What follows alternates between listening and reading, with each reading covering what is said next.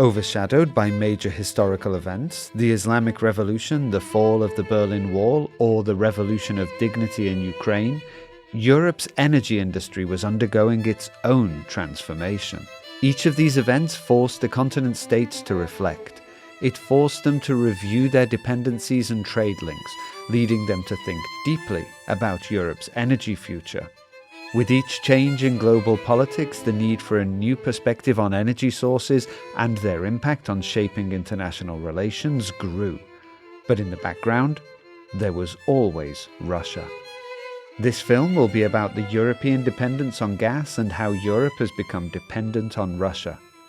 We'll analyse the oil ties with the East and go back to the great Ukrainian revolutions, the Orange and the Dignity revolutions. We will examine whether Russia can manage European energy security and try and look into the future painted by Donald Trump. The history of energy cooperation goes back further than the history of Gazprom.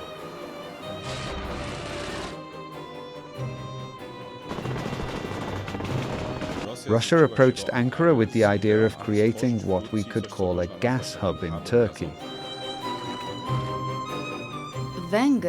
Hungary has not only failed to reduce its dependence on Russia, but in the case of gas, it has increased this dependence.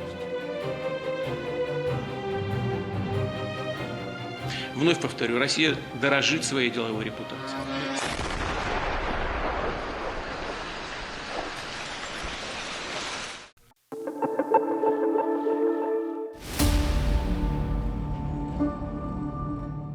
Europe has experienced a significant decline in gas supplies from Russia in recent years. There is roughly 70% less Russian gas on the EU market than there was before the war. Back then, it accounted for about 45% of EU imports. Now it represents about 15%, or even less. The reason this import of Russian gas to Europe has decreased is mainly due to a unilateral decision by Gazprom. Already in 2021, it decided to intensify the energy crisis by reducing supplies to Europe, reducing gas sales on the spot market, meaning it would be impossible to accumulate enough gas in European storage. Autumn 2021. Europe begins the heating season with worryingly low gas supplies. The world is recovering from lockdown after the COVID-19 pandemic. Economies are coming back to life and energy demand is growing. Industries need more energy, while supply chains remain unstable. Meanwhile, Gazprom is restricting the flow of crude to the west, claiming technical problems and the need to replenish its own reserves. We are too dependent on gas. 90% of the gas we use is imported, and that is not sustainable. We need to discuss a European strategic reserve, and we need to discuss the possibility of common procurement. Russia stopped selling gas on exchanges. This was a way of supplementing resources secured in long-term contracts and responding to higher demand, which of course changes with the season and different circumstances. But the other thing, which was also a manipulation and very important before the war, was that Russia, meaning Gazprom, barely filled up the storage volumes in the warehouses in the European Union, which it had a significant share in or owned. This meant that the EU no longer had one of those important safety cushions, because gas in storage allows us to quickly react if it gets very cold and demand jumps, before additional supplies arrive via pipeline or gas tankers. So if we have less of it, it means that there is less capacity to react, and in turn we have to buy more on the market, meaning that prices go up. That was one of the reasons that the gas market situation started to get difficult. One of the reasons that later led to an unprecedented gas crisis right in the middle of the war. Великий народе великої країни.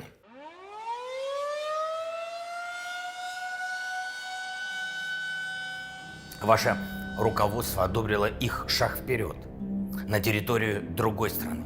Russia's brutal, unprovoked, ongoing attack on Ukraine. This is barbaric. If Putin can succeed to disrupt our societies with the weapon he has, which is gas. Po wybuchu wojny na Ukrainie. After the outbreak of the war in Ukraine, again, mainly because of Russian actions, there started to be less and less gas. We all agree on the same goal, eliminating our dependence on Russian energy. Znacząco ograniczyła dostawy przez Russia significantly reduced supplies through Ukraine. Supplies also largely dropped, first through the Yamal pipeline, and then they stopped completely. Finally, Russia stopped supplies, claiming technical problems, also via the Nord Stream gas pipeline running through the Baltic Sea. Postępowanie Rosji w 2022 roku Russia's conduct in 2022 caused enormous economic damage, both for the federal budget and for households and German business and industry. This damage ran into the hundreds of billions of euros, which Germany had to fork out for various types of cover packages, freezing energy and natural gas prices. Russia's actions led to price hikes, to record prices for energy carriers, and put many companies on the brink of bankruptcy. This is the construction of Nord Stream 1. Representatives of Germany and Russia and the EU Energy Commissioner, also a German, are praising the new gas pipeline. The new pipeline brings more security, energy security for people in the European Union, for industry and for all member states.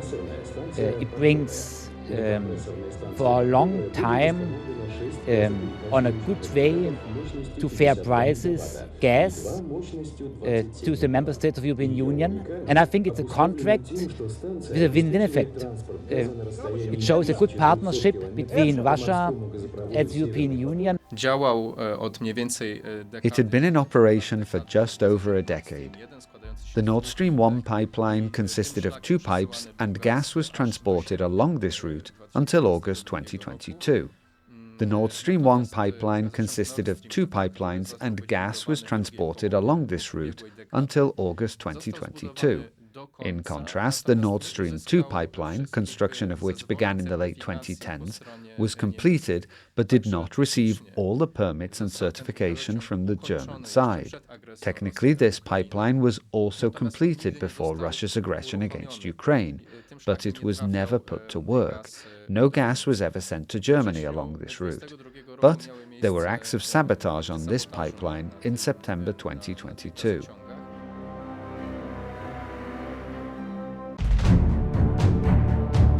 The explosions on the Nord Stream 1 and Nord Stream 2 pipelines took place in the Swedish economic zone.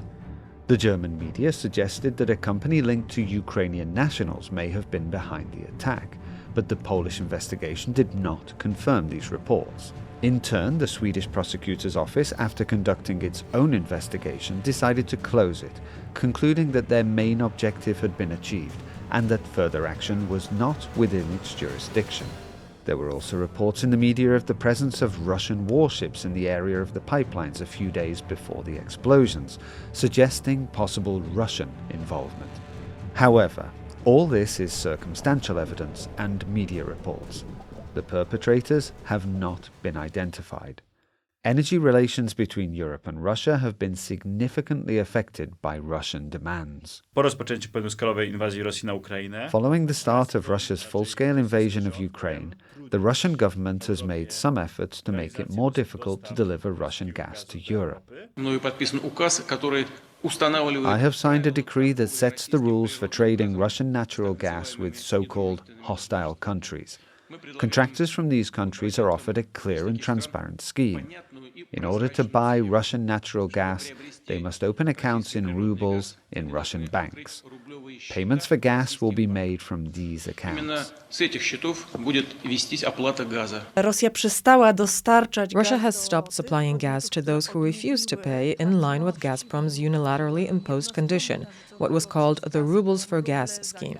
Rosjanie sprawdzali w ten sposób. Many companies from those countries stated they wouldn't give in to Russia's demands, so the Russians cut off supplies to countries where companies had refused payment in rubles. Then the companies took the issue up with international arbitrage, often demanding compensation for it, which they de facto received. Unilaterally stopping gas deliveries to certain EU member states is another provocation from the Kremlin. But it comes as no surprise that the Kremlin uses fossil fuels to try to blackmail us. Niemcy musiały szybko przestawić się na import. Germany had to quickly switch to importing energy, especially gas, from other sources. And that was when, for the first time, Germany really set its sights on building LNG terminals at a huge cost of many billions of euros. And also, in a spectacular fashion, the first so-called floating units for the import and regasification of liquefied gas were built in Germany.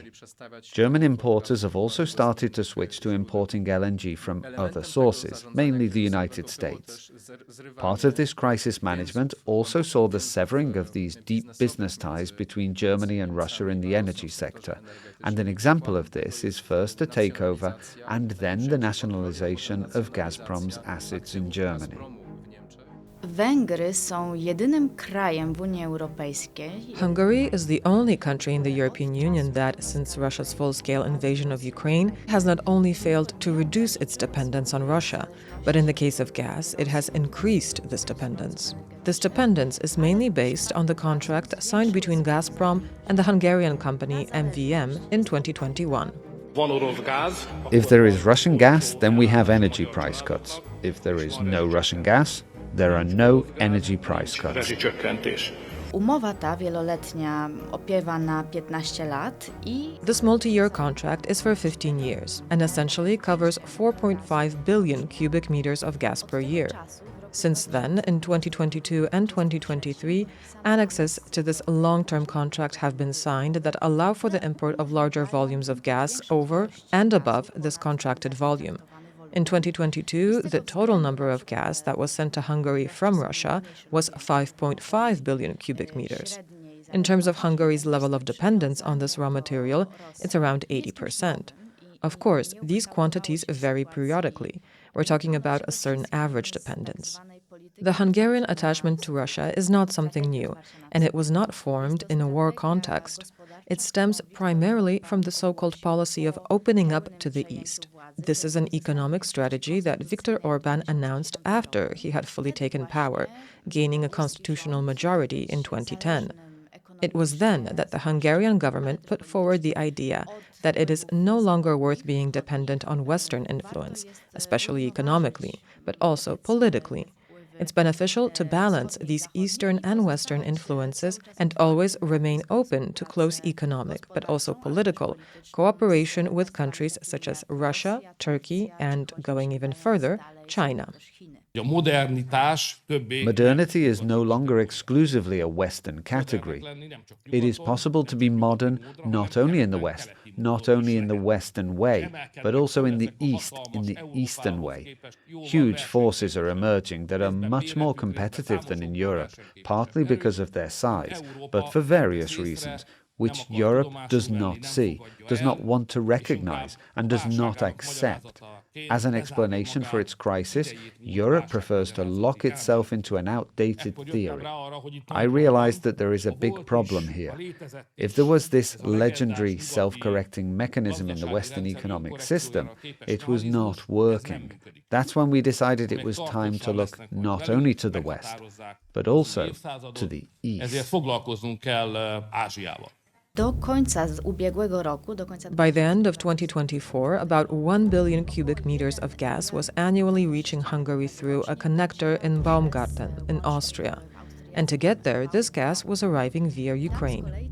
Dlaczego ten gaz płynął? Znaczy, tak naprawdę Ukraińcy mogliby... Why was this gas flowing in the first place? Actually, Ukrainians could have invoked war and extraordinary circumstances and stopped this transit. On the other hand, there was a lot of pressure from certain EU member states that depended on this Russian gas and did not really have alternative sources of supply. These were primarily Hungary and Austria. Ukraine did not decide to stop the flow, even though there were repeatedly such voices in expert circles and from some politicians. This gas flowed through two pipelines.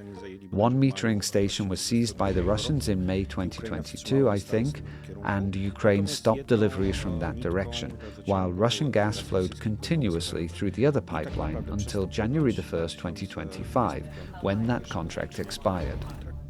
Ukrainian President Volodymyr Zelensky, commenting on the decision not to renew the contract with Russia for the transmission of gas through Ukrainian territory, said, "When Putin took office as president more than 25 years ago, Ukraine's annual gas transit to Europe was more than 130 billion cubic meters.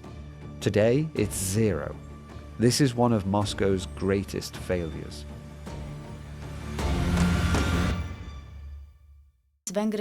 Hungary, as well as Slovakia and the Czech Republic, had known for a long time that this route would no longer be available to them. Nem véletlen, hogy Ukrajna leállította a szállításokat Ukrajna területén keresztül, a gázszállításokat, de mi évekkel korábban kiépítettünk egy déli alternatív útvonalat.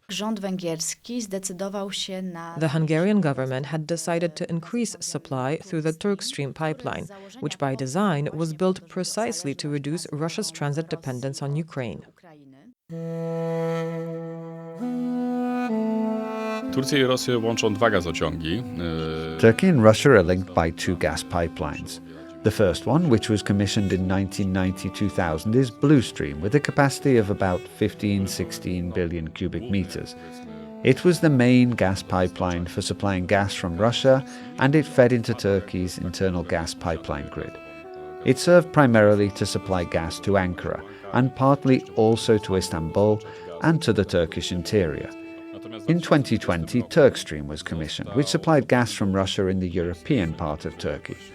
Turkstream had two lines, one strictly for European use. It was more or less for 15 billion cubic meters, and the other line of Turkstream with the same capacity, which was intended for the Turkish market, and, in fact, largely covered Istanbul's needs, because Istanbul is like a big black hole which, especially in the winter, sucks up most of the gas.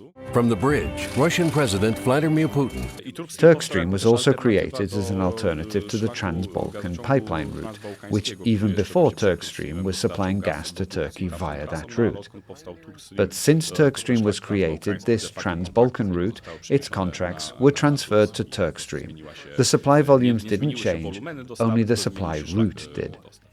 And these are the two main pipelines that are responsible for supplying Russian gas to Turkey and also partly to Europe.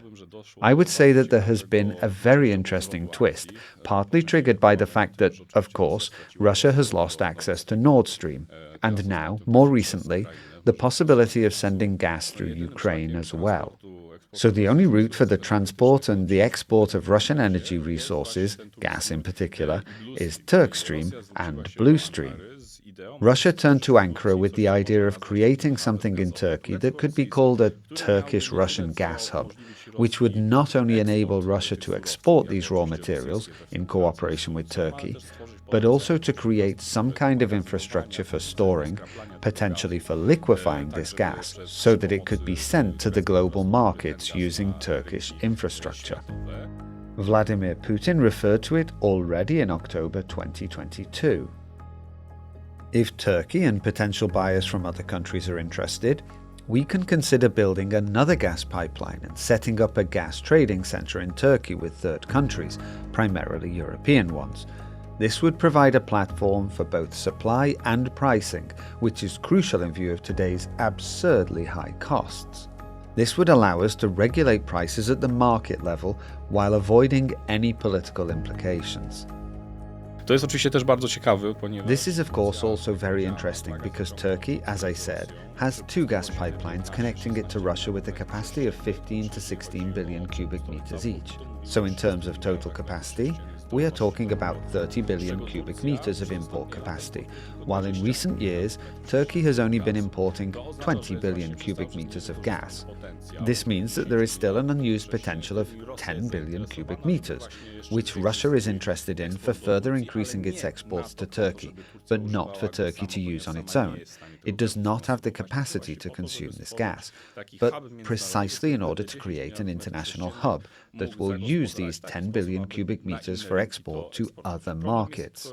The only problem is, of course, that the Russian vision for this hub is strictly a Turkish-Russian project. At least that is what Moscow would like. Ankara, on the other hand, wants this project to be a broader element of the construction of some kind of international hub, which would include not only Russian gas, but its infrastructure would also serve to collect Azerbaijani and Iranian gas and mix these gases, including domestic Turkish gas, which is extracted from the Black Sea. If a gas hub is established in Turkey, there could be a situation in which Russian gas supplies are mixed with Turkish supplies at any proportion. This would mean that Russia could sell gas to Europe under Turkish cover. It's in Turkey's long-term strategy, or at least in Ankara's interest, to get as much of this gas as possible in order to also have as much capacity later on to further re-export it to the international markets and, by brokering this process, to benefit from this on the basis of ancillary profits and from the margins associated with re-exporting it. But this is a very controversial issue.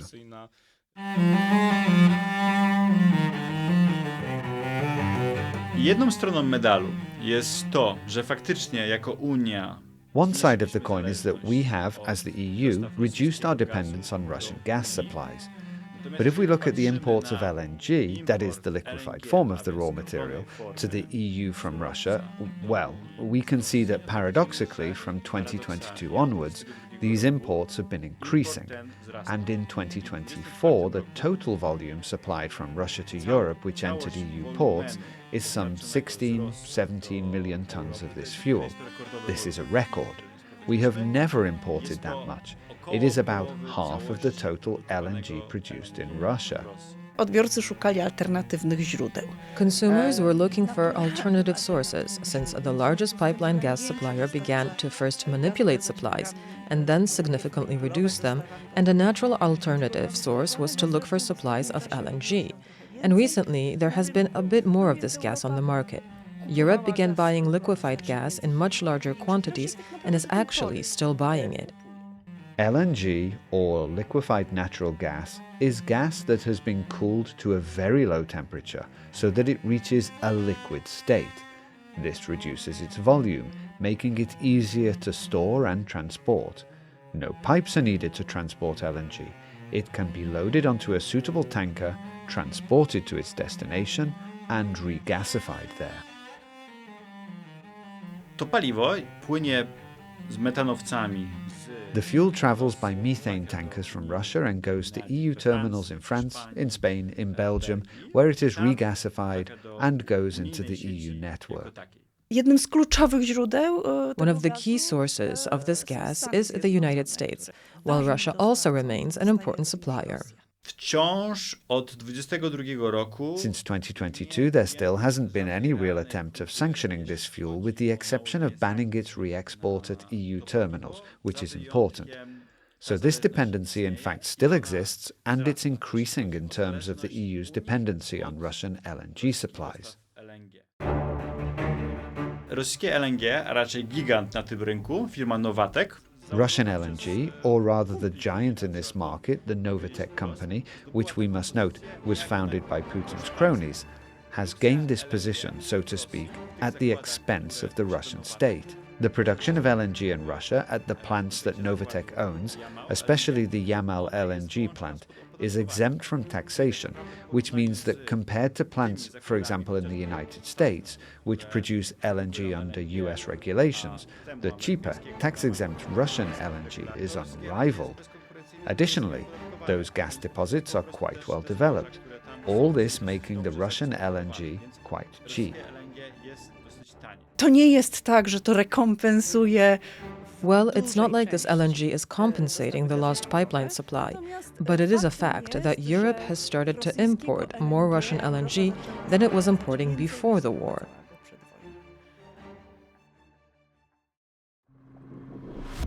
Ta sekwencja zdarzeń, która miała miejsce od The sequence of events from 2021 to 2024 has shown us that Russian suppliers are unreliable, that Russian suppliers are a certain function of the state apparatus.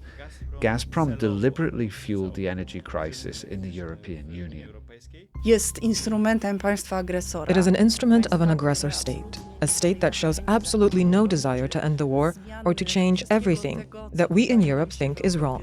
Teraz przez to, że Gazprom Right now, Gazprom is in very serious financial trouble because it lost a very large part of the EU market. These problems will be alleviated, but it will not fix Gazprom's situation to the extent that a return to Europe would.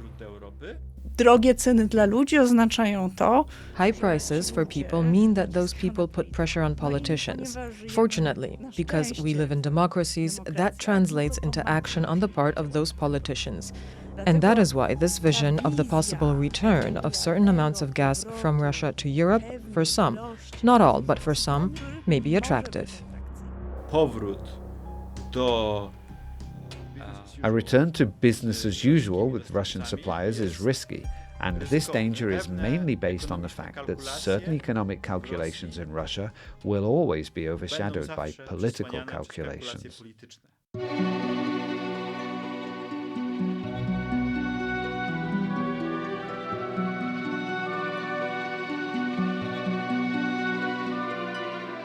To fully understand Russia's political calculations, we need to understand how Europe managed to become dependent on Russian raw materials in the first place.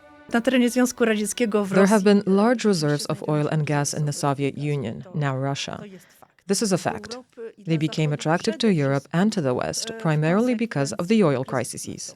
أمم الشركة العالمية لقناة السويس البحرية شركة مساهمة مصرية. July 1956. Egyptian President Gamal Abdel Nasser nationalizes the Suez Canal. In October that year, Israel, France and Britain, through joint action, launched a military intervention. And although the troops, under diplomatic pressure, quickly withdrew and the events themselves did not have a drastic impact on price increases, the crisis highlighted the strategic importance of oil and the need to diversify supplies.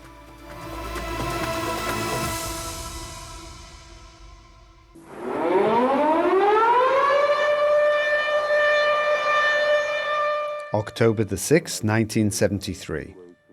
During the Jewish holiday of Yom Kippur, Egypt and Syria, wanting to regain the territories they had lost 6 years earlier in the Six-Day War, attacked Israel, which in turn received support from the West. In response, the OPEC countries, an organization of oil-exporting countries with close ties to the Arab world and in conflict with Israel, imposed an embargo on oil exports. The price of oil rose from around $3 to $12 per barrel, an increase of more than 300%.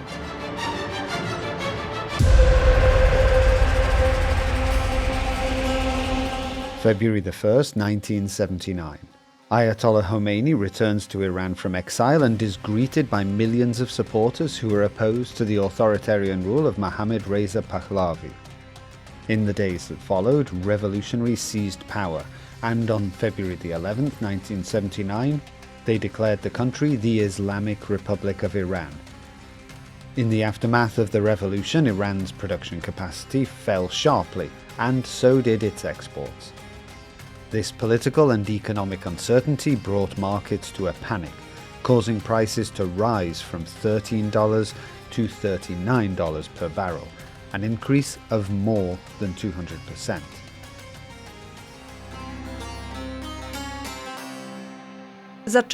What followed were extensive searches for alternative resources, and Soviet resources provided such an alternative. Przede wszystkim mieliśmy rozszerzenie. At first, the expansion in the distribution of Russian raw materials was mainly within the socialist bloc countries. That's why we have the Druzhba, in Russian, friendship oil pipeline, and the Ukrainian pipeline gas system, which further increased distribution in socialist bloc countries. But in the 1970s, as a means of détente between Western countries, above all between West Germany and the Soviet Union, we had the so-called gas for pipes, or, depending how you look at it, the pipes for gas deal. This involved the Germans supplying the technology for transporting raw materials in the form of pipes to the Soviet Union. These connections were built, then extended, and in the 1970s, gas started flowing to Germany, to Austria, and then also to France and Italy. This was hailed as a great success at the time because it led to a significant reduction in the price of raw materials and electricity in these countries.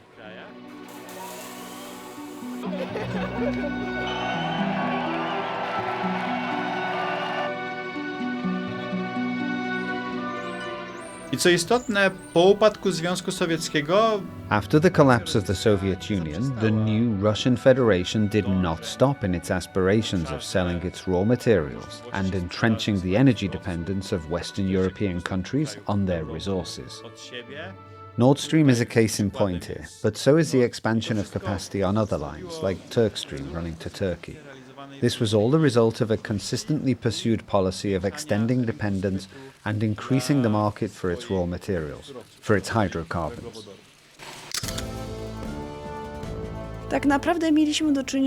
We have actually had several gas crises. The most notorious ones were in 2006 and 2009.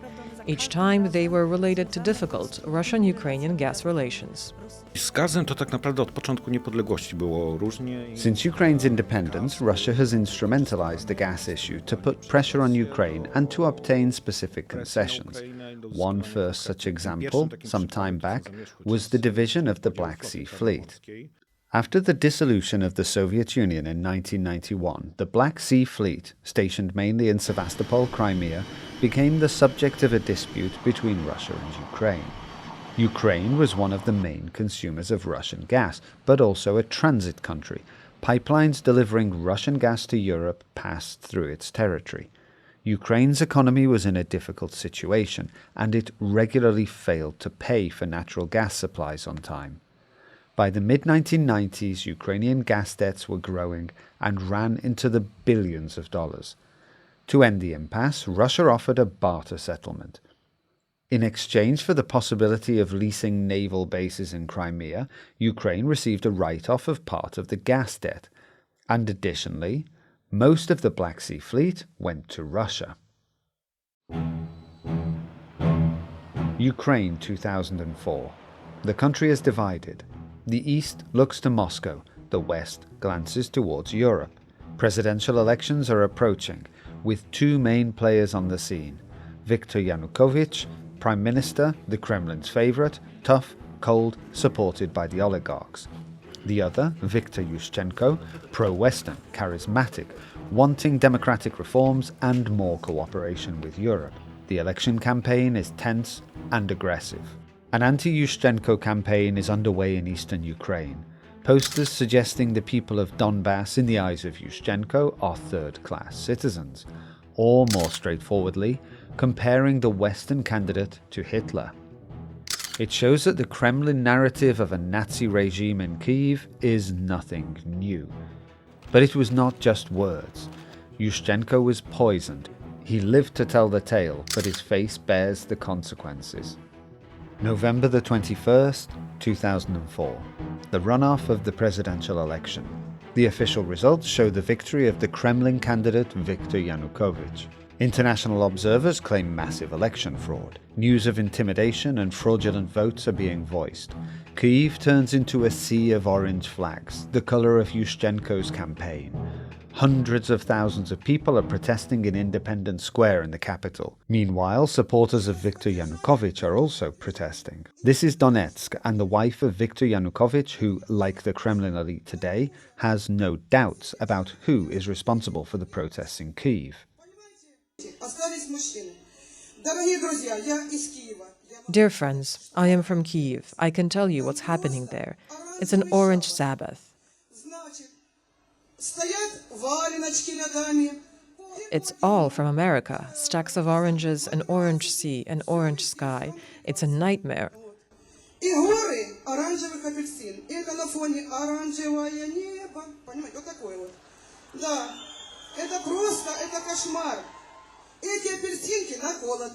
But these are not ordinary oranges. They're spiked. People take one orange, then another, and another. And as I was driving here, in the news they said that there were mass poisonings in Independence Square. People were being hospitalized, many with meningitis. What have we come to? They're all just standing there, all glassy-eyed.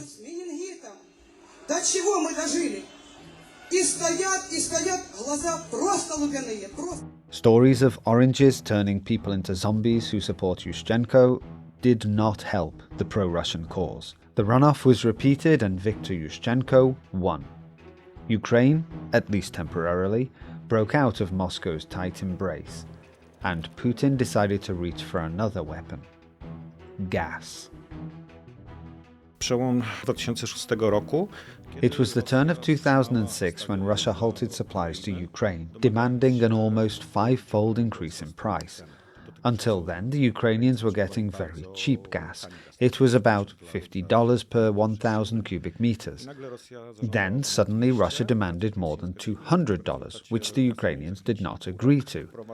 As a result, the Russians turned off the tap. An intermediary company was introduced, with Gazprom as a shareholder on one side and, let's say, some shady Ukrainian businessman on the other, Dmytro Firtash, who is currently in custody in Vienna. This company was, to put it bluntly, a kind of income generator for parts of the Ukrainian political class, including President Yushchenko and certain politicians linked to the Kremlin. Viktor Yushchenko did not live up to public expectations. Ukraine continued to face economic, political, and social problems. In addition, internal quarrels between Yushchenko and Prime Minister Yulia Tymoshenko, as well as criticism over the lack of progress in reforms, weakened his position. Then Russia struck again. Another crisis, which had much more serious consequences, came in 2009. The pattern was similar: debt, accusations of gas theft. Russia stopped the supply again, only this time also the transit, so it hit the European Union, those dozen or so countries that were importing gas from Russia. This war lasted 2 weeks. It managed to end with an agreement between Gazprom and Naftogaz. This involved the then Prime Minister Yulia Tymoshenko and Vladimir Putin. As a result, Ukraine received gas at a rather bizarre price formula, which quickly turned out to be very unfavorable for Ukraine. In 2010, Yanukovych takes part in the elections again. This time he wins and becomes president. And Ukraine then decided to make concessions, the so-called Kharkiv Pact, which extended the Russian lease on the naval facilities in Crimea for another 25 years. So, once again, gas was used as a tool for political concessions on the part of Ukraine.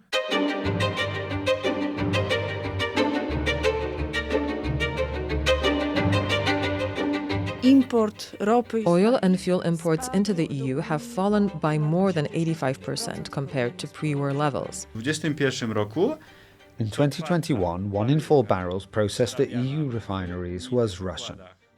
That was about 25%. Today it's much less. This relationship has in fact been reset, and the same applies to Russian fuels as well. Before Russia's full-scale invasion of Ukraine, around 40% of the diesel imported into the EU was Russian diesel. From the beginning of 2023, it has been impossible to import Russian fuels into the EU, again with few exceptions. It cannot be purchased, so this dependency has also been minimized. Just as before the war, these imports from Russia accounted for, let's say, a little less than a quarter of the total. So from 22 to 23% of all EU imports of these raw materials. In 2023, it was only about 3%, so much less. A number of bans, restrictions and sanctions have been imposed on Russian oil. These include an import ban, excluding certain countries, sanctions on ships helping to circumvent EU restrictions, the so-called shadow fleet, and price caps. 2 countries, however, Slovakia and Hungary, are excluded from EU sanctions. rosyjska ropa jest teraz sprowadzana. Russian oil is now transported only via the Druzhba pipeline, and not through the whole system, but only through the southern section of Druzhba. Czechy formalnie mogą już od tego roku. The Czech Republic can already formally import all of its crude oil from other sources as of this year, while Slovakia and Hungary still import a significant portion of their oil from there, and they import it via Druzhba. This is interesting because these are exactly the same countries that are still dependent on gas imports from Russia. As in the case of gas, these countries are dependent on Russia for a variety of reasons. Their import infrastructure is not as developed as in other countries, but it does exist, and formally it is possible to meet all the needs of both Slovakia and Hungary with imports via the Adria oil pipeline running from the Croatian terminal. However, this would probably involve higher costs. And finally, these two countries, above all Hungary, benefit from and rely on maintaining cooperation with Russia also for political reasons. Koncern MOL, który odpowiada za przetwarzanie. The MOL Corporation, which is responsible for processing Russian oil, may gain a certain competitive advantage over its regional competitors, such as Poland's Orlen or Austria's OMV, thanks to this situation, due to it being excluded from the sanctions. And MOL is a case in point as to why it can't use oil from other sources, such as that coming from Croatia. Apparently, the only refinery in Hungary, the Danube refinery, is not technically capable of processing crude of a different type than Russian Urals oil. It's very difficult to know whether this argument is still valid, because from the moment of these declarations, in other words, from 2022, when this problem arose, due to its new political reality, I mean the war, the MOL company declared that it would make efforts to switch to processing other types of crude, but we still do not know how far this work has come. Lukoil and Rosneft are the two biggest oil companies linked to the Kremlin. Vostok Oil alone plans to produce 115 million tons of oil by 2033. That's 2.5% of current global oil production. Even before the war broke out, these companies were operating in the European retail market. Now, although their petrol stations have disappeared from the local landscape, the corporations are still in business. Było zamieszanie z Węgrami. There was confusion with Hungary when the National Security and Defense Council sanctioned Russia's Lukoil. One of the things they were banned from doing was transiting goods through Ukrainian territory. Following Kyiv's decision in June 2024 to also sanction Russia's Lukoil, Hungary had a bit of a problem in that it did not have access to the oil suppliers offered by Lukoil, which covered around 30% of the country's oil needs. The explanation was that Hungary could buy oil from any other Russian company. The largest oil-producing companies are not covered by Ukrainian sanctions. Hungary did not agree to this. Hungary has tried to argue that this is a very serious problem for them, which has a bearing on its energy security. The European Commission, however, has taken the position that because Russian oil still reaches Hungary, these claims are unfounded. The conflict was resolved by Hungary buying oil at the Belarusian-Ukrainian border. In other words, this oil was no longer Lukoil, and it still flows to Hungary. Russian Tatneft was the one who provided the missing supplies to Hungary. And in fact, the problem is no longer pressing. And it certainly wasn't as pressing as the Hungarian government tried to portray it. The Russians make about $6 billion a year from selling crude oil. And Ukraine makes only $150 to $200 million from transit fees. And there are different estimates here. But in fact, Ukraine is helping to finance Russia's war effort. I, for one, don't think that Ukraine will decide to terminate this agreement anytime soon. In the case of gas, it was a clear case. The contract itself expired, whereas here there is a risk that Hungary or Slovakia would go to arbitration and have a good chance of winning. So Kyiv would rather avoid a situation like this. Jednym z niewiążących, ale zadeklarowanych celów One of the non-binding but stated objectives of the EU is that it should, as soon as possible, discard any Russian hydrocarbons. Given this, the logical step is what some member states are already doing. Any dependencies that still exist, governments are making efforts to reduce them. For example, in the context of the Bulgarian refinery owned by Lukoil. The Bulgarian government is trying to sell off this refinery, or rather to change its ownership structure. Lukoil ma między innymi udziały w... Lukoil has inter alia a stake in the Bulgarian refinery in Burgas, and Rosneft has stakes in Germany.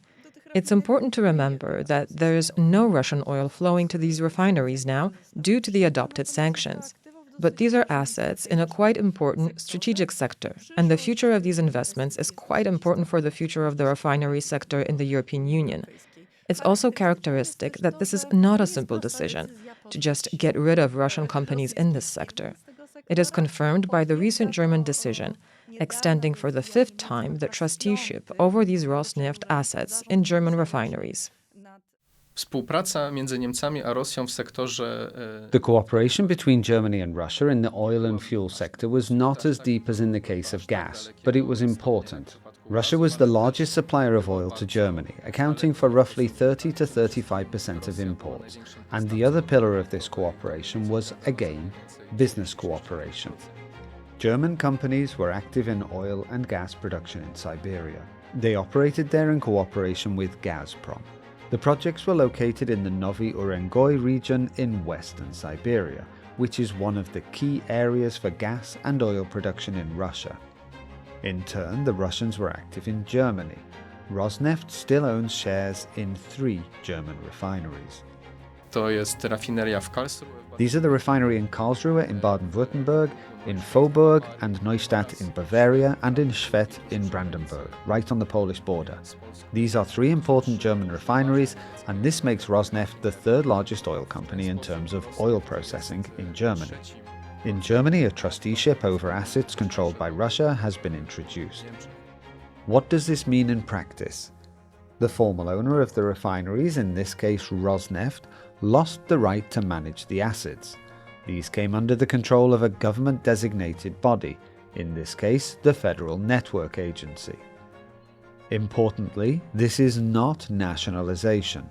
Rosneft remains the owner of the assets, but has no influence over their day-to-day operations.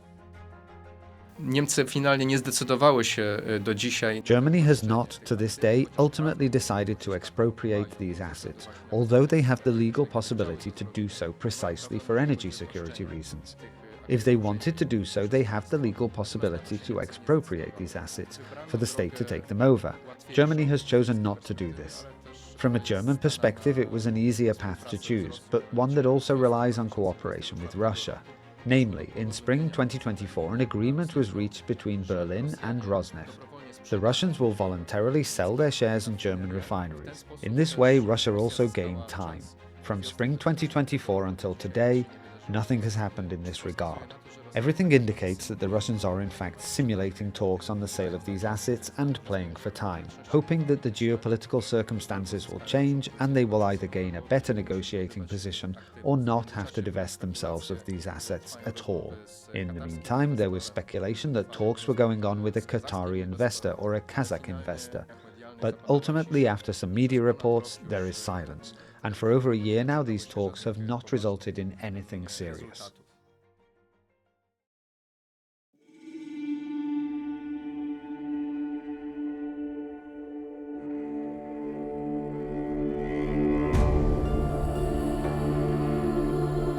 February 2014.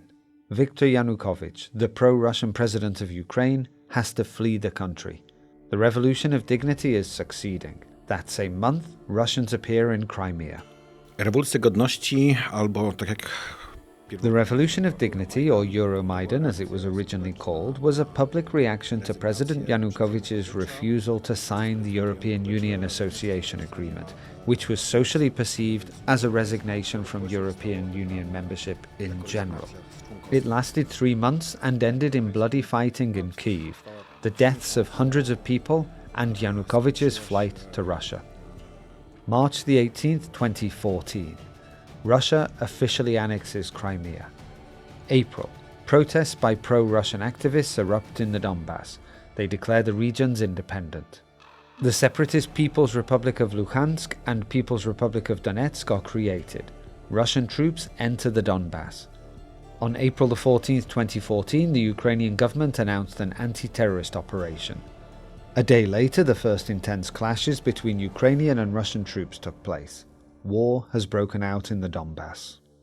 Підкріплення з Росії. На Донбас рухаються колони з важким озброєнням і армійцями. Безпеки і життя мирних громадян потребує не лише оборонних, але й наступальних дій проти терористів-бойовиків.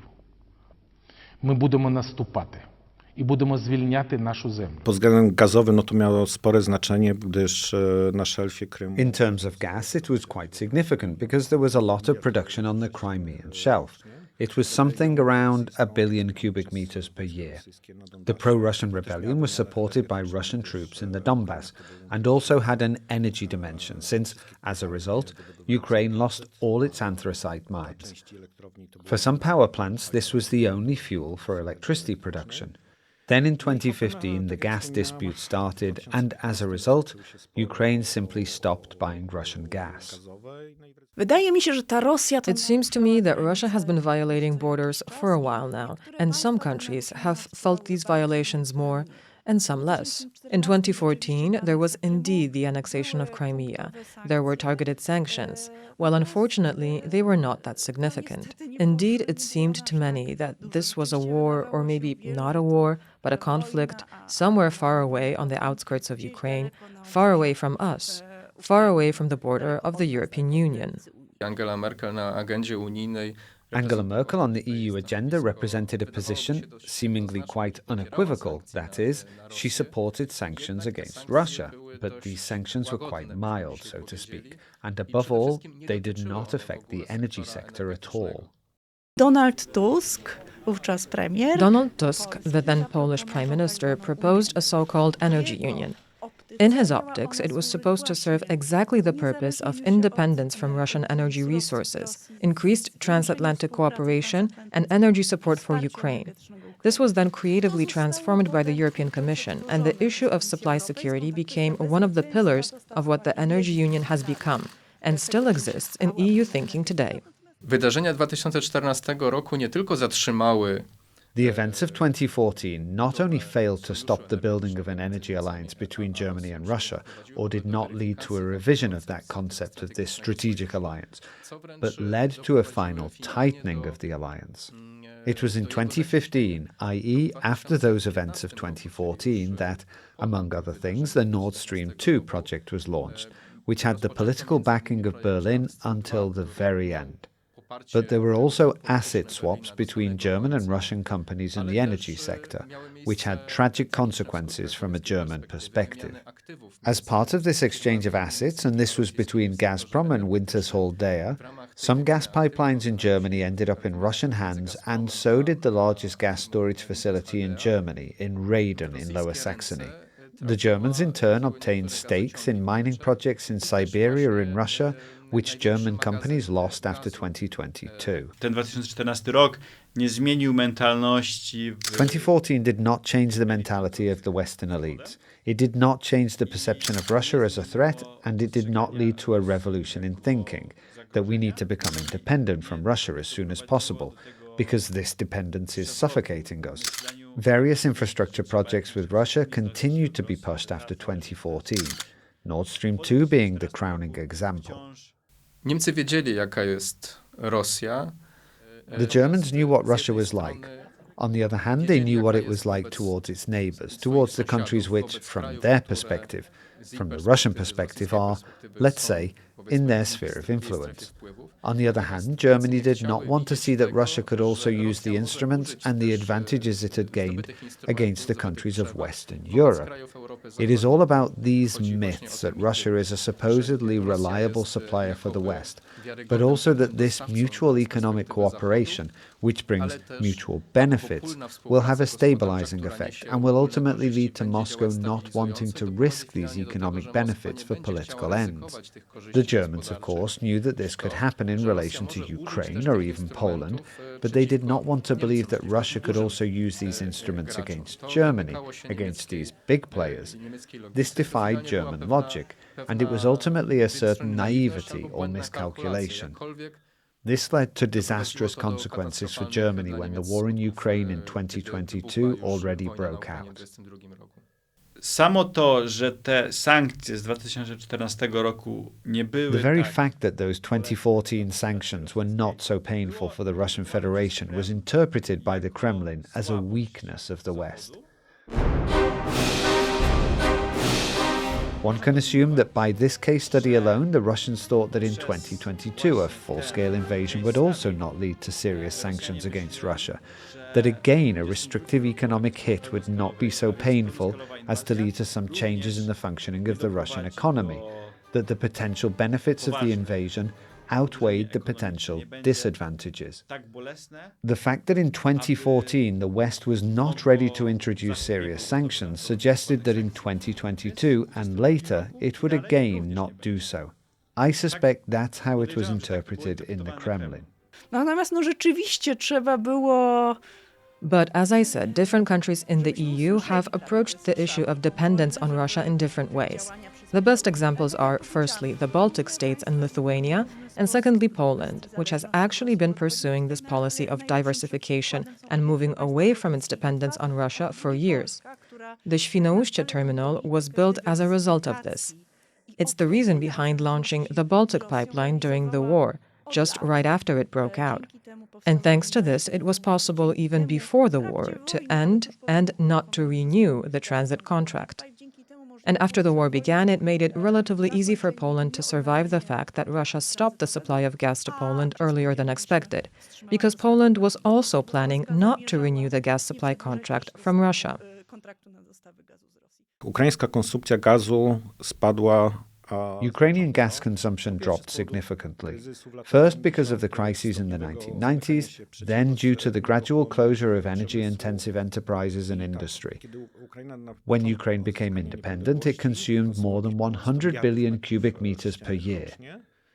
In 2014, already after the annexation of Crimea, it consumed 30 billion. At the same time, it should be remembered Ukraine has its own extraction, about 20 billion cubic meters. So this dependence on Russian gas has dropped significantly. Plus the possibility of importing gas opened up, which was more expensive, but without the political requirements because it was from the European Union. So something that theoretically could have been a third gas war ended in 2015, with Ukraine not buying gas and relying solely on its own extraction and imports from EU countries. After the outbreak of the war, there was an even bigger economic crisis, and in fact Ukraine's own extraction, which initially, at least in the first 2 years of the war, did not particularly suffer, was basically enough to cover Ukrainian demand. Ukraine almost became self-sufficient in gas.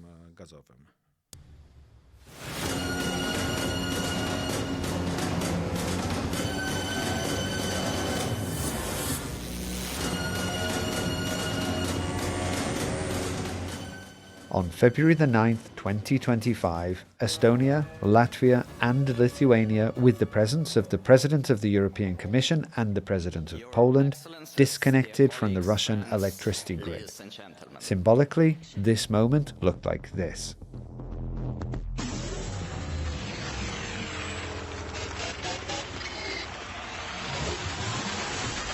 Nastąpiło odłączenie. The Baltic states disconnected their electricity grid from the Russian electricity grid.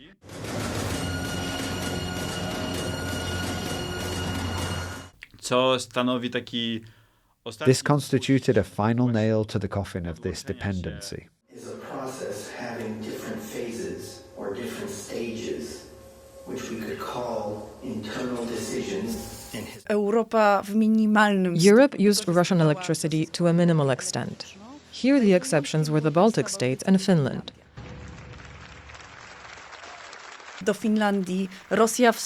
Russia stopped supplying electricity to Finland, while the Baltic states stopped importing electricity from Russia. W tej chwili system.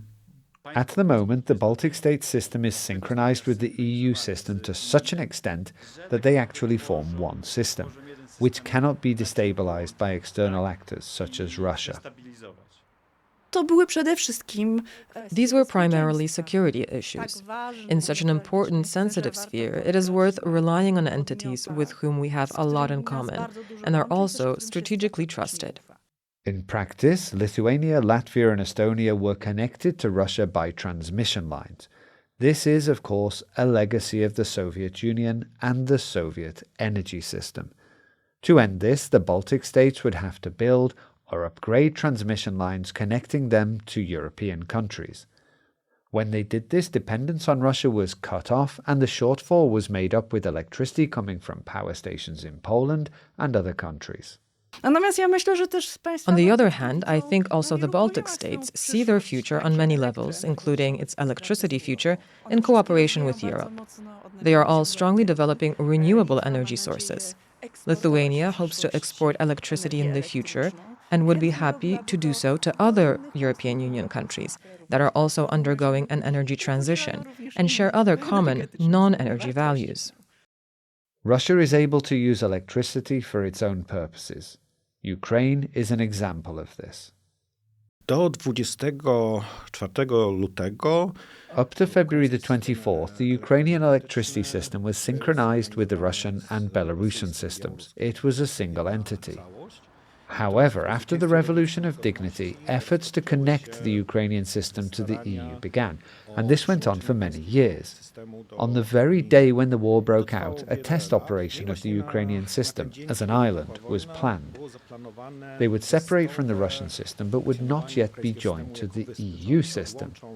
The plan was that they would be able to hold out for 3 weeks and then return to the Russian system and continue with other technical things. And after a year or two, they would be synchronized with the EU system. But war broke out. For 3 weeks, the Ukrainians held out, even though it was very difficult in this island mode. After negotiations, the European Network of Transmission System Operations for Electricity agreed on a temporary connection of the Ukrainian network to the EU network. And since then, Ukraine has been operating in the European area in this way.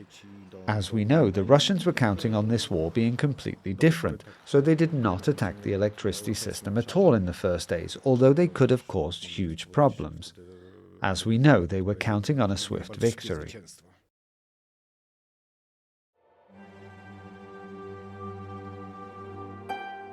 Mastering nuclear energy began with the creation of the atomic bomb in the United States. We caught up in the nuclear arms race, but in the peaceful use of the atom, we were first. These are the words of a propaganda Russian film prepared by Nuli Plus, a channel with content aimed at children and young people. Ярко горит лампочка Ильича. Теперь и она получает ток от первой в мире атомной электростанции.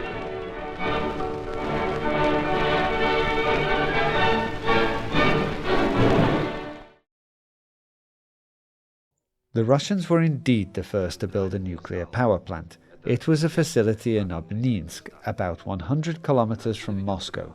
The first transfer of energy to the grid took place on June 26, 1954. The power plant was shut down in 2002.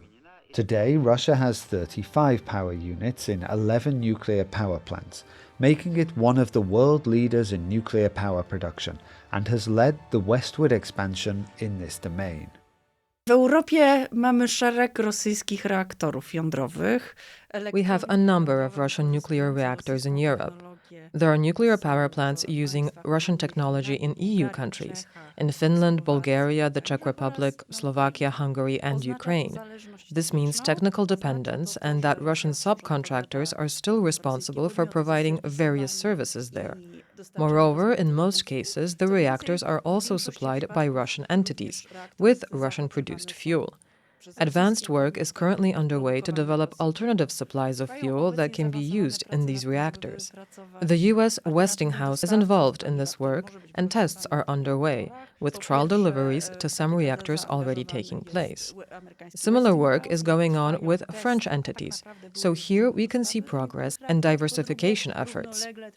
However, it is important to remember that the nuclear sector, the nuclear power industry, is very heavily regulated, and that any changes are difficult, slow, and require additional regulations, including on safety. Therefore, it's not a very fast process.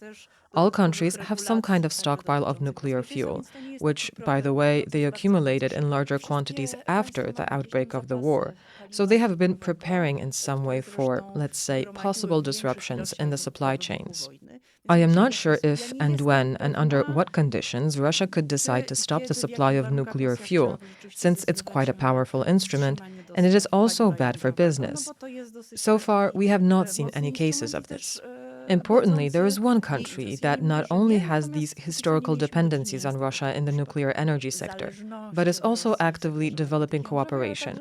And that country is Hungary. It has a project to build another nuclear reactor in cooperation with Russia's Rosatom. Good morning. This is the Strana Rosatom program. We're going to tell you about news related to the state corporation Rosatom. Rosatom is preparing the construction of the new Hungarian AS Paks 2 plant.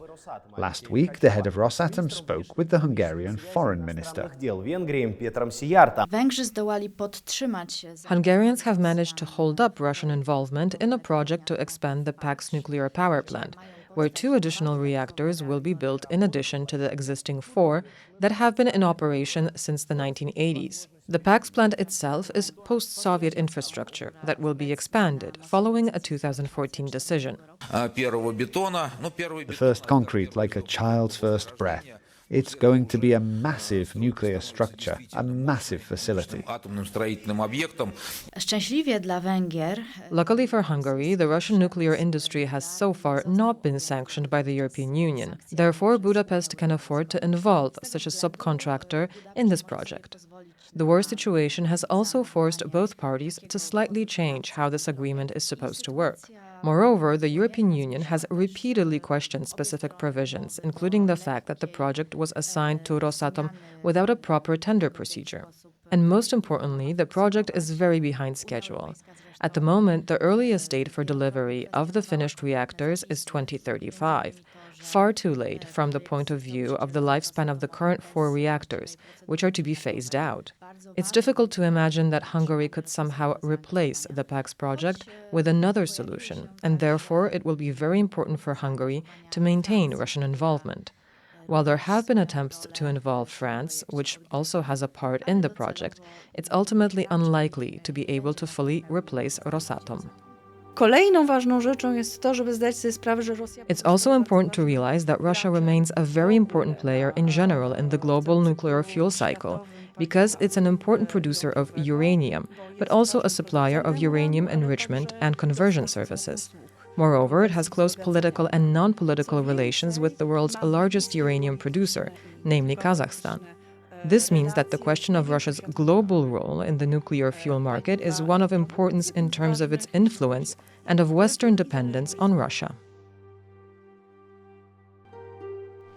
Открытие возможности использования атомной энергии – величайшее достижение нашей эпохи.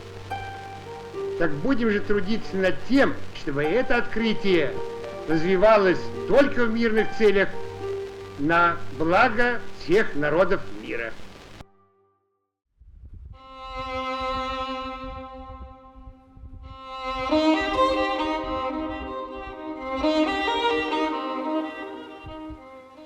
Jednym z kluczowych elementów właśnie reżimu sankcyjnego jest ten price cap, który One of the key elements of the sanctions regime is this price cap, which prohibits Western entities from participating in the export of crude or fuels if they are not sold respecting the price cap. The idea behind the strength of this sanctioning element was that Russian hydrocarbon exports, above all Russian maritime exports of fuels and oil, are heavily dependent on Western entities, on shipping or Western insurance, or simply Western intermediaries. The Russians, even before the introduction of the price cap, that is, before December the 22nd, began to preemptively make their exports independent of Western entities. That is how the shadow fleet was created, which in a way replicates the way Iran operates.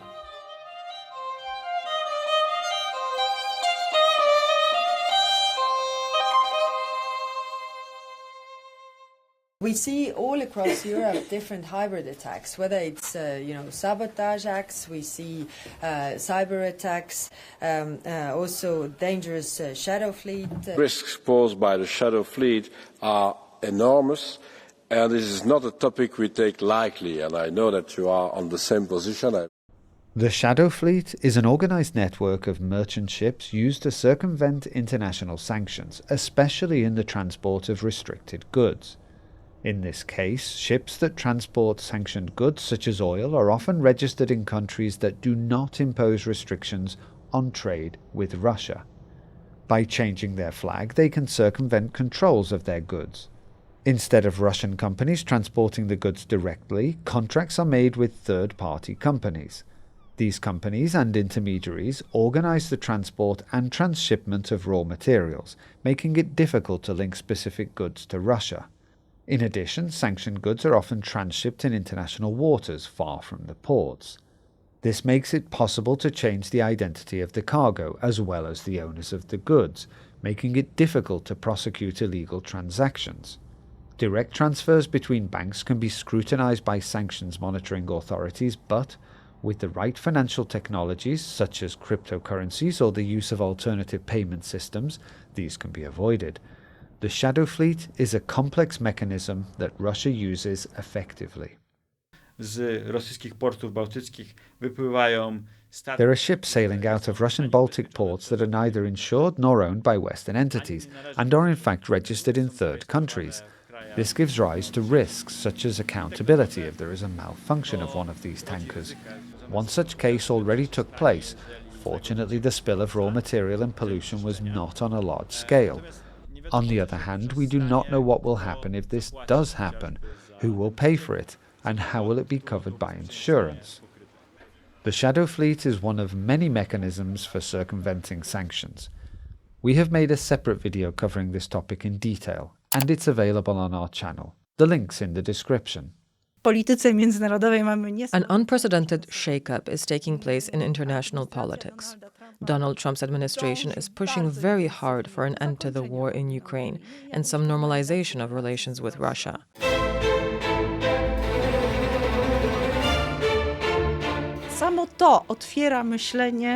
This in itself opens up various European actors to think about whether and how to resume the import of gas.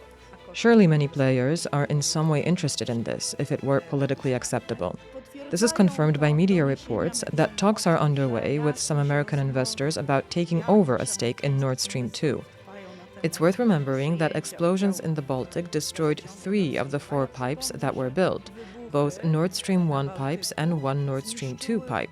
Nord Stream 2 is a highly controversial pipeline that has never been in service. Among other things, it does not have the necessary certification from the German regulator. This pipeline, on the other hand, is still in place, so reports that some American investors are supposedly interested, that maybe there are informal talks between the Trump administration and the Russians or whoever, show that something is going on in this domain. Istotną rzeczą jest to, że It's important to note that the US, through its sanctions, or rather by tightening the way the Russian regime functioned, was impacting the Russian economy in a very negative way. In US sanctions provisions, the threat of secondary sanctions was an important element. If, for example, a Russian entity is sanctioned by the US, then there is a threat that any entity, any company which enters into some kind of cooperation with an entity that is on the US sanctions list can also fall under the sanctions regime. This then cuts this entity off from the dollar financial system, since the power of the dollar is behind the US system. Ten straszak ma bardzo This threat is very important in pursuing an effective sanctions policy against Russia, as well as other actors.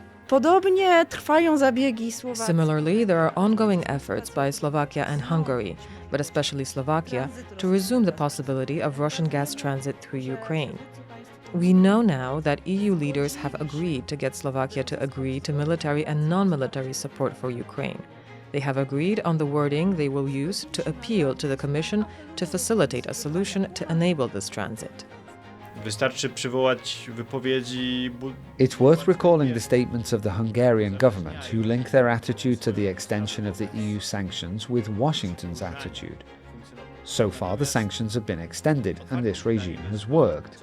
It's an open question what will happen to EU restrictions, whether they will continue to be in place when Washington gradually, or perhaps all at once, we can't say today, removes the restrictions. This might suggest that the climate for talks about a possible increase in Russian gas supplies is changing. Here, of course, nothing is a foregone conclusion. There are no binding or non-binding decisions. On the other hand, this may all show that the embargo is more difficult to implement now than it was just a few months ago. Unia Europejska do tej pory grała znaczeniem swojego rynku.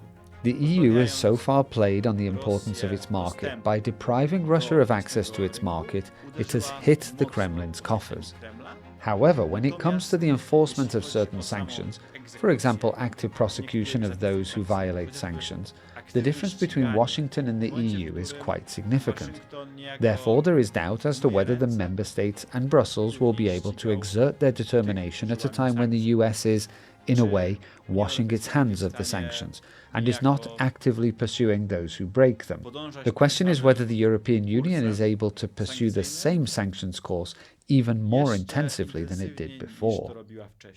Na ten moment nastroje w Niemczech są takie, że in Germany, the topic of a return to energy cooperation with Russia is basically taboo. It is only raised by clearly pro-Russian forces in Germany, such as the AfD or the Sauer-Wagenknecht alliance. There are isolated voices in the public debate, mainly from some industry representatives, that in the event of the normalization of political relations between the European Union and Russia, Germany should resume hydrocarbon imports from Russia, mainly gas, but also crude. At the same time, it is emphasized that Germany can no longer repeat the mistakes of 2022, i.e. becoming dependent on Russia to the extent that it did then. But they also distinctly separate the previous multifaceted energy alliance, which is considered a strategic mistake, from another issue, allowing the import of gas or crude, to a certain extent, no longer 50% of imports, but let's say 20%. This is the logic. This is the reasoning that in German circles, especially industrial circles, will certainly re-emerge when the war is over and political relations are normalized. There will be forces, especially in business circles, especially in industrial circles, that will push for this import of gas and oil from Russia to be resumed. And this will certainly create a huge storm.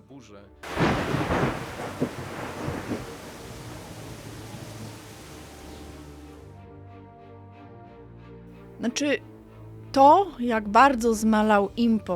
scale of the decline of Russia's imports of energy resources to Europe is clearly a success. It's a quantum leap. That Europe has been able to replace these supplies is also a success. The fact that recent winters are passing relatively calmly also shows that Europe is resilient to this type of disturbance, or that it has the instruments to build such resilience and increase it. Z perspektywy lutego 2022 roku, kiedy Niemcy... From the perspective of February 2022, when Germany woke up to a new reality, what has happened between then and now can be considered a certain success, because the worst-case scenarios that said that cutting off from Russia would lead to a disaster, an economic catastrophe, to shortages of coal, gas, fuel at petrol stations, that Germany's GDP would fall by 12% in 2022, because we did hear these scenarios too. They did not materialize. Germany went through this last period quite smoothly, but of course, some damage was done. Myślę, że ta derusyfikacja przebiegła pomyślnie. I think that this de-Russification has been successful, to the great benefit of the European Union. We've been able to show ourselves that it's possible to de-Russify our energy mix, that it's possible to become independent. Komisja Europejska obiecywała, że na początku... The European Commission promised earlier this year to announce a plan and specific instruments that would lead to a complete shift away from raw material imports from Russia. This has been delayed a bit, but this plan, this roadmap, has just been announced on May 6th. It stipulates that until 2027, at the latest, EU countries would stop imports of Russian natural gas, both by pipeline and in the form of LNG, Russian crude oils and fuels, as well as uranium and nuclear fuel and material from Russia. And if this were to work, that would be great. There are still a number of things that we do not know here. First of all, we do not know what specific legal instruments the Commission will propose, because they will all be proposed in June and they will determine whether and how it will be feasible. Moreover, the Commission has proposed a number of measures to support member states in this. However, we do not yet know what the reaction of these member states to the proposed instruments will be. We already know that the idea of just moving away from importing raw materials from Russia is not supported and has been protested against by Slovakia and Hungary. Musimy pamiętać, że te zależności energetyczne We have to remember that these energy dependencies will definitely be exploited if the Kremlin sees that there is an opportunity to use these energy weapons in search of concessions and advantages in political relations with Europe. Jeśli spojrzymy na to, że te wszystkie konsekwencje. If we look at these post-2022 developments in the German economy, they are the result of Germany's faulty pre-2022 strategic policy. And it is difficult to describe this de-Russification as an unqualified success. It was more Germany clawing back from the mistakes of its own making.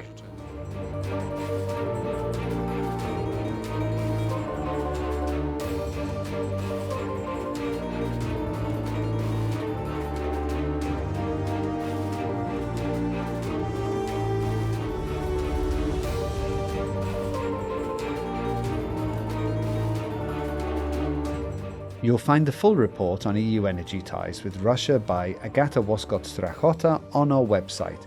And if you like this video, why not take a look at our other stories, tailored to your interest, on screen now.